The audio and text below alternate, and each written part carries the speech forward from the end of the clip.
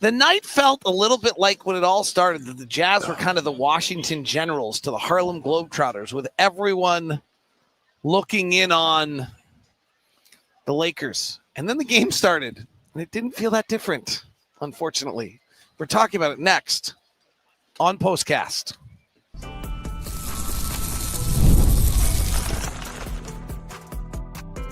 You are Locked On Jazz, your daily podcast on the Utah Jazz. Part of the Locked On Podcast Network, your team every day.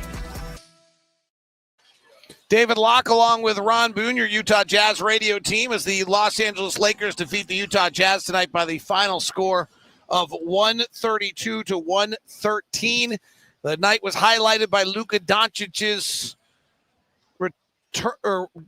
debut in L.A. It's probably only a minor piece of the story, frankly, as the Lakers continue their hot streak. We'll talk about how well the Lakers played. They have won 10 of their last 11.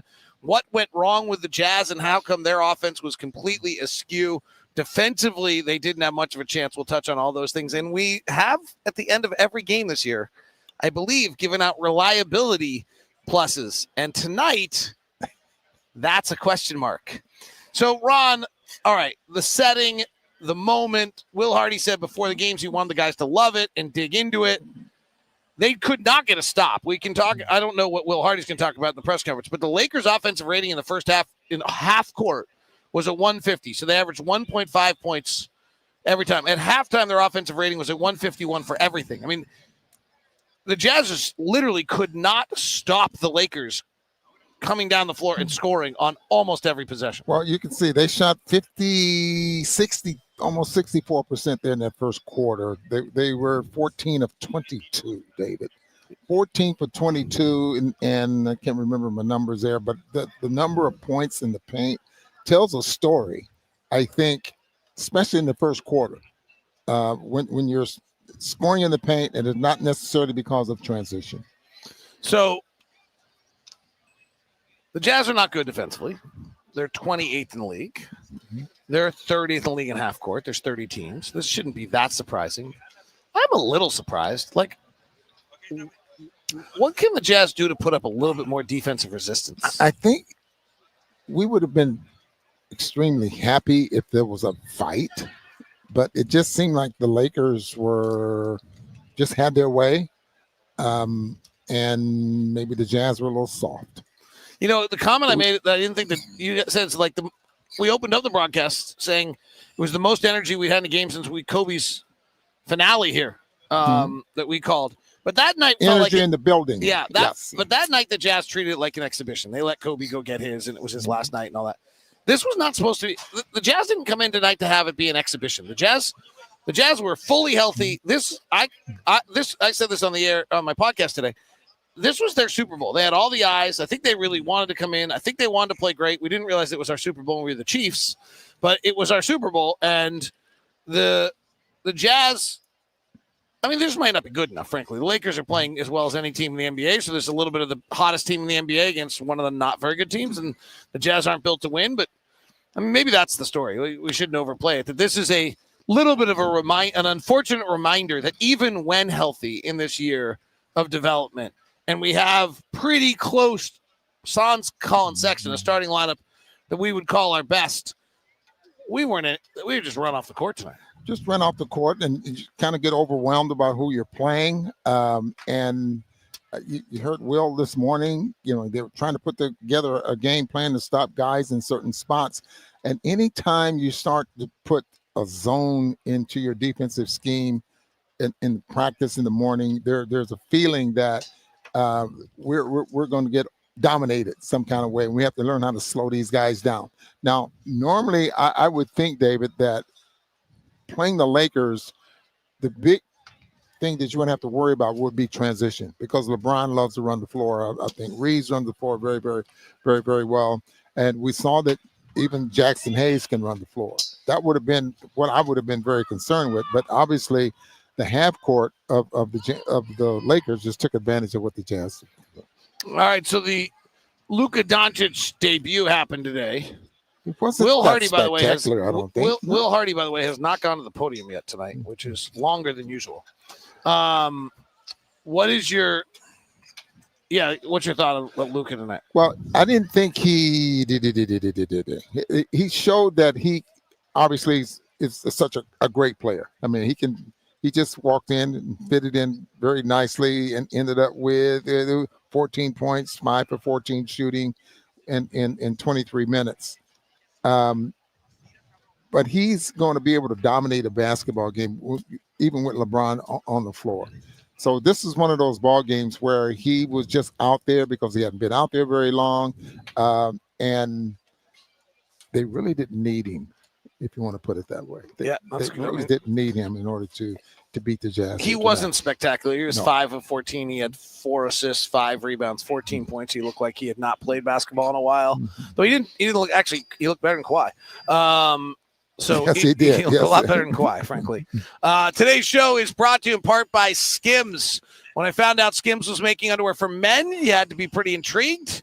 I've heard so much about their quality from family and friends, so you have to give it a try. Well, let me tell you, it lives up to the hype. It's been my travel on our long trips. That has been my call for the most comfortable underwear I have. Always wondering whether you're going to get fit, comfort, right style. Well, check out Skims. They've changed all that. Their men's line offers something for everyone, from boxer briefs to classic briefs, all designed with the perfect balance in comfort and style. The 5-inch boxer brief, or the cotton 3-inch boxer brief, think of those two, whichever you might think is best. Therefore, try Skims. I did the 5-inch boxer brief, and I'm pretty hooked. They're perfect for any lifestyle. They move with you. They never lose their shape, and they stay in place all day, whether you're working out, running errands. Most comfortable and reliable underwear you'll own. So check them out. Lightweight materials, feels amazing, almost always like you're wearing nothing at all. Well, that might be more than you need to know. Shop Skims Men's at skims.com. That's in Skims stores. Let them know when you're done that you got this on the podcast.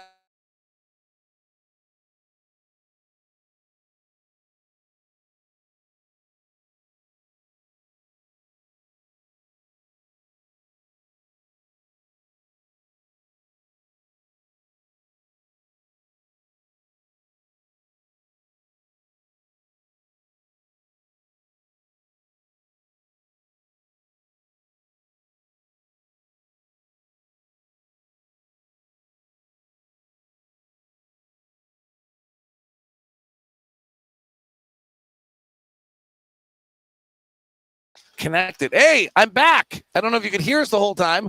They pulled our Wi-Fi without telling, or screen without telling us, which is not very nice of them.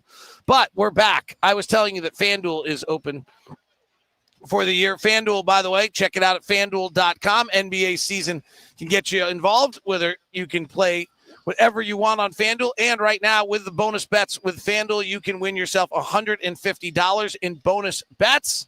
Plus live betting going on. So right now, when you win your first bet, your first $5 wins, you win $150 in bonus bets. Visit FanDuel.com. That's FanDuel.com for your shot at $150 in bonus bets. Make every moment more with FanDuel, the official sports betting partner of the NBA. All right, Ron, project out for me a second or two on the Lakers with Luka. Title contenders? Definitely a title contender. But I really think that I'm glad that we were the first ones to get to see him play there with, in a game. But I want to see them in another 2 weeks. And then I think a story can be told. You don't. You see them Wednesday. Well, no. I know. I was just telling you, see them Wednesday. A little more time to get together, But we will see them Wednesday. But I want to see them maybe 6, 7, 8 games playing together, and then we'll know if the first year that Kyrie and Luke were together, they would sit there and be like, "No, it's your turn. No, really, it's your turn. No, my turn. Your turn. No, really, I love you more. Your turn. Yeah. No, I love you the most. Your turn." I didn't see any of that tonight. They just played. Those two just played, and I actually think both of them want to pass more than as much as they want to shoot, which really is going to make this very easy for them. And I saw Luka do that tonight, and I think I touched on that because he got into the paint. And he had an excellent chance of scoring, and he was looking weak side. Some coaches teach that, but not with him. I mean, he needs to be shooting the basketball. He shoots a great percentage, knows how to get the shot off, get to the free throw line, whatever. But and maybe that's because he did do something like that when he was playing with Kyrie. But I think that will change. I mean, you'll get to the point where he will end up getting 17, 18 shots, and LeBron might have 13, 14 shots a game. They're both going to figure this out. They've both done it before, too. LeBron did it with Wade. He did it with Kyrie. He did it with Bosh. Luka did it with Kyrie. Like, a lot younger than, though. And right, but he can still. But you're right. He can still do a lot of the things that he was doing back then. I mean, LeBron looked incredible tonight. Yeah, absolutely. LeBron, like, story is that they got Luka Doncic, and LeBron James still was incredible tonight. 24.7 rebounds, 8 assists. He did have 7 turnovers, and he did leave it a little bit of an abdominal strain. We do not know the word on that. So, Ron Boone. David, I'm going to do something that's probably have we done this? Popular. Lacey would tell us if we've done this before. I don't. I don't think have we done this all year? I don't think so. I really don't. But let me just double check. She'll let us know. Lacey, have we done this? Strictly by the way that the game started. I have like the most, if like it's if there's a plus, I would have like one of the lines, but not both the lines for one guy, because he just thought sadly, I thought his hustle was noticeable, that he was playing really hard. But I agree with you.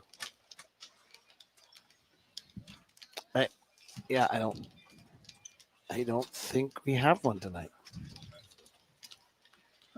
I don't either.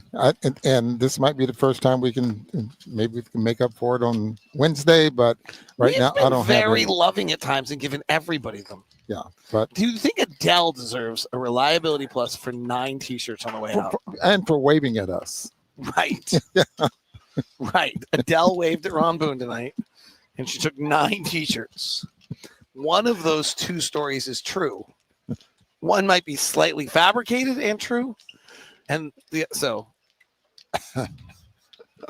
you decide. No reliability. You vote. You vote whether Ron got the wave or Adele took 9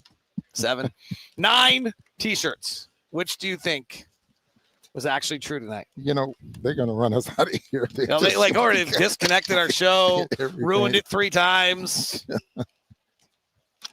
Randy Newman was wrong. See ya.